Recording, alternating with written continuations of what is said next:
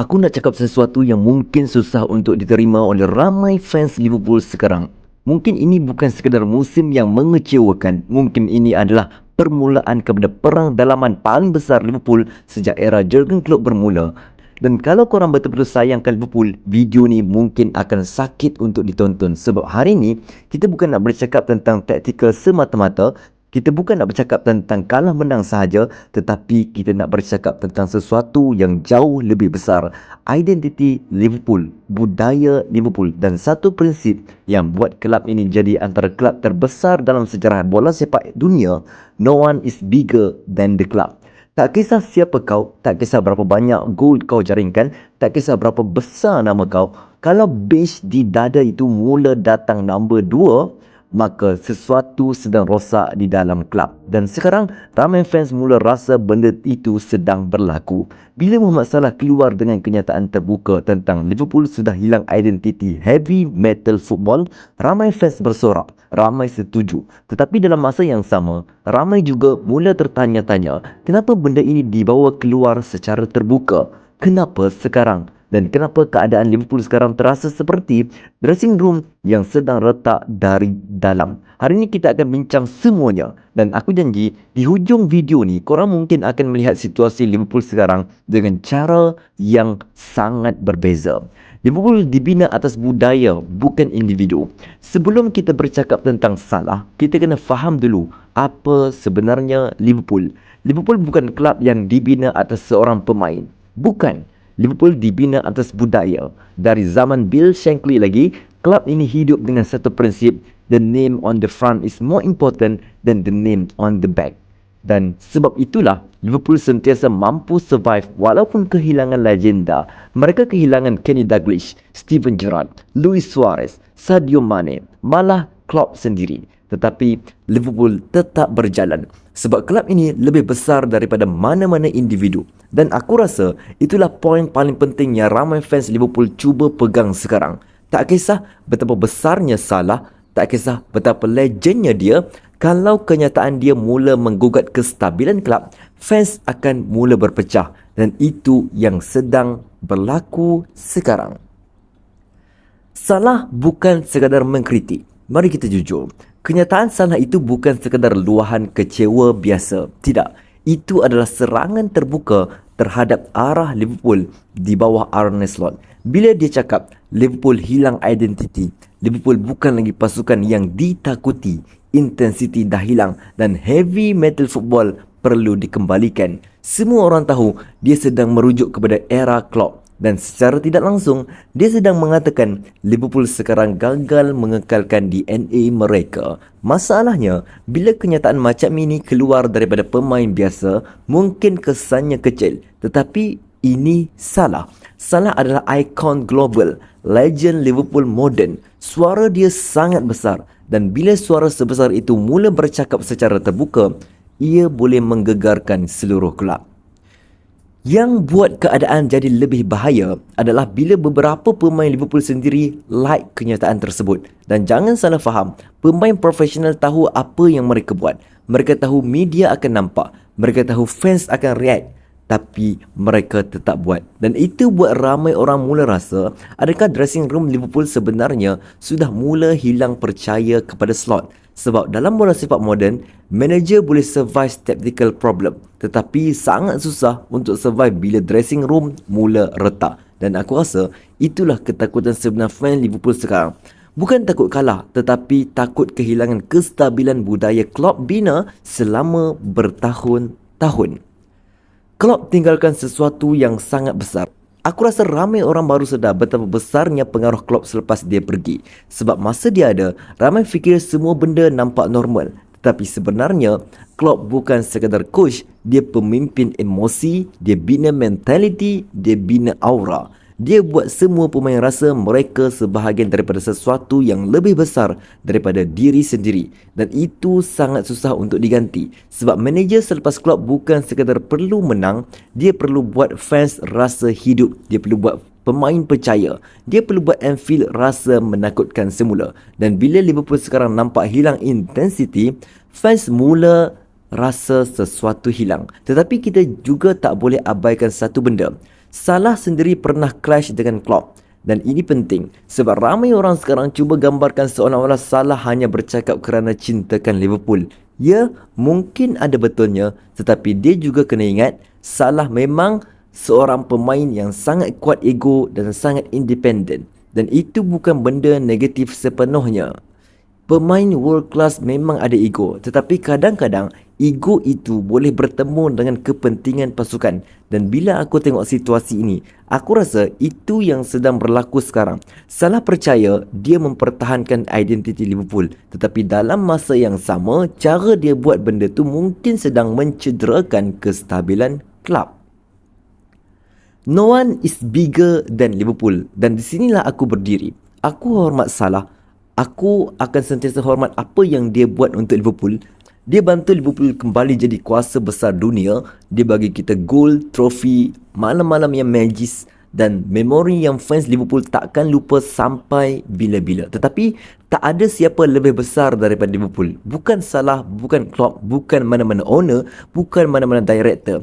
Liverpool akan terus hidup selepas semua mereka pergi. Dan aku rasa fans Liverpool sejati faham benda ni. Sebab badge itu lebih besar daripada mana-mana nama.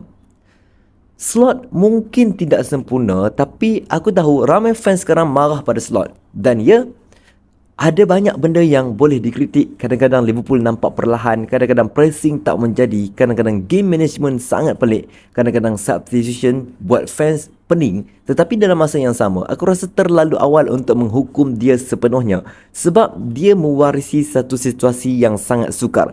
Bayangkan kau masuk menggantikan Jurgen Klopp. Tekanan itu sendiri dah cukup untuk menghancurkan ramai manager dan sekarang dia kena urus dressing room yang emotional, fans yang masih trauma kehilangan Klopp dan pemain senior yang mula bersuara secara terbuka. Itu bukan situasi mudah. Salah mungkin betul, tetapi timing dia sangat buruk. Ini poin yang ramai tak nak cakap. Kadang-kadang seseorang boleh betul tetapi timing dia salah. Dan aku rasa itu berlaku sekarang.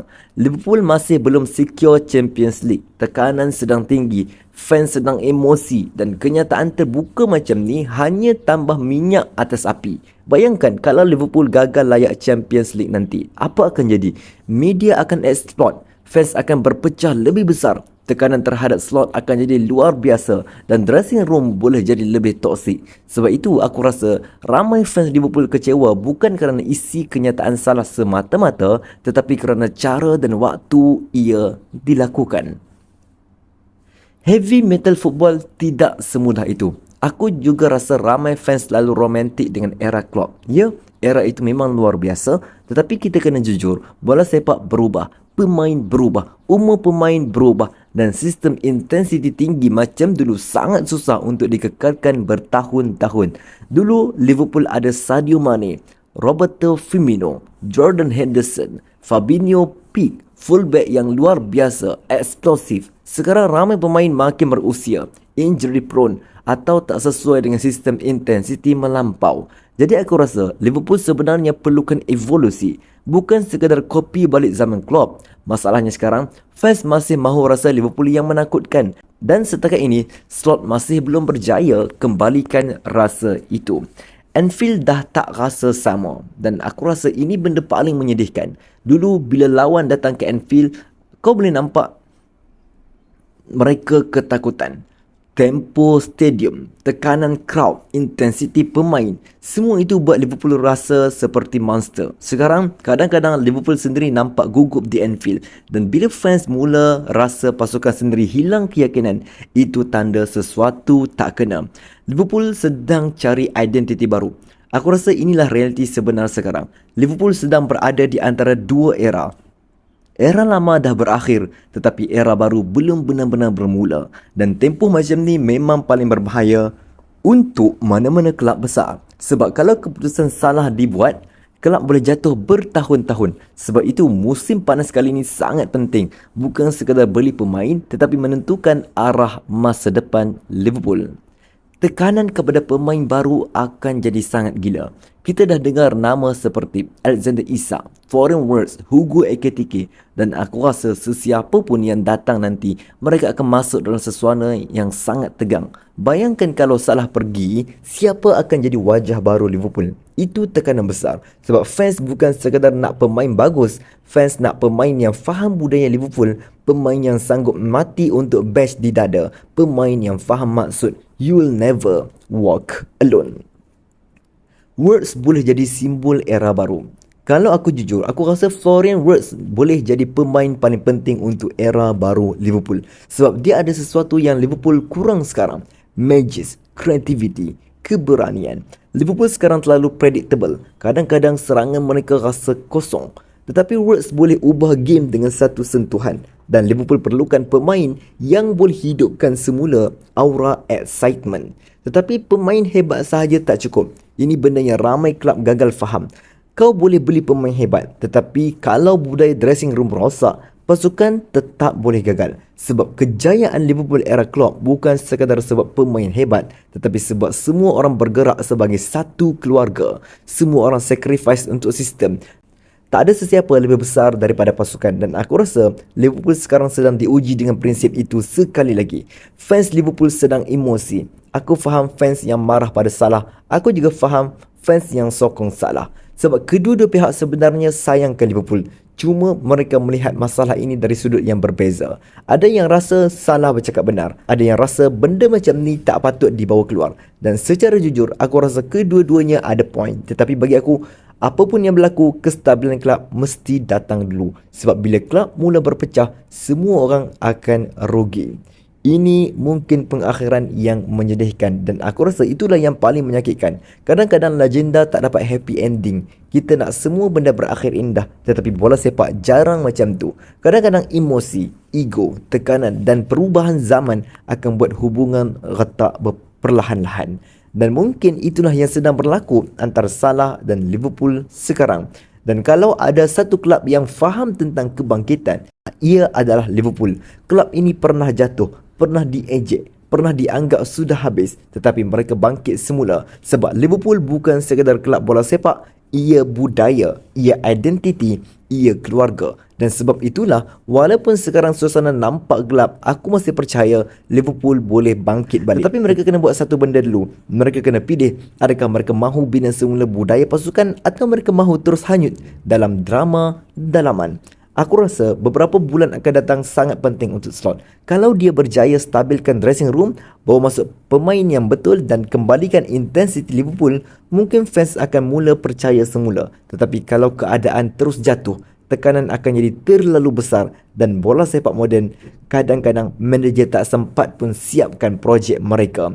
Aku nak habiskan video ni dengan satu benda. Sebagai fans Liverpool, kita boleh sayang pemain, kita boleh pertahankan legenda, tetapi akhirnya kesetiaan paling besar mesti kepada kelab. Sebab pemain datang dan pergi, manager datang dan pergi, tetapi Liverpool FC akan sentiasa kekal.